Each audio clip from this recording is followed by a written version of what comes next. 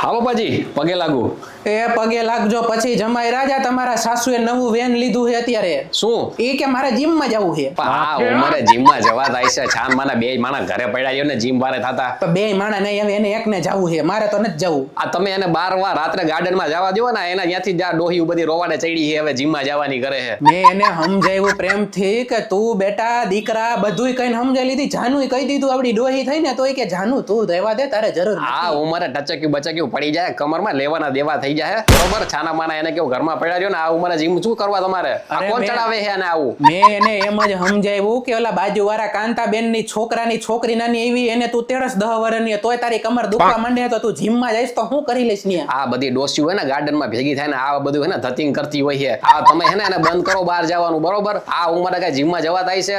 મેં એને હે ને ખોટે ખોટું તમારું નામ લઈને એને એક વાત એવી કહી દીધી ને, તો એ થોડીક ધીમી પડી ગઈ, પણ તોય વેન નથી મુકતી. મારું શું નામ દીધું? મેં એમ કહી દીધું કે આપડા મોટા જમાઈ હે ને, ઈ હોત જીમમાં ગયા તા, પણ જીમમાં ગયા તો ટચક્યું થઈ ગયું, બાથરૂમમાં નથી જઈ શકતા ને ધોયાય નથી શકતા. તો તમે મારું શું ખોટા નામ દીધું? આવા તમને શરમ આવે? જમાઈના ખોટા નામ દીધો હાહુ ને? આવા ઉદાહરણ દેવાય?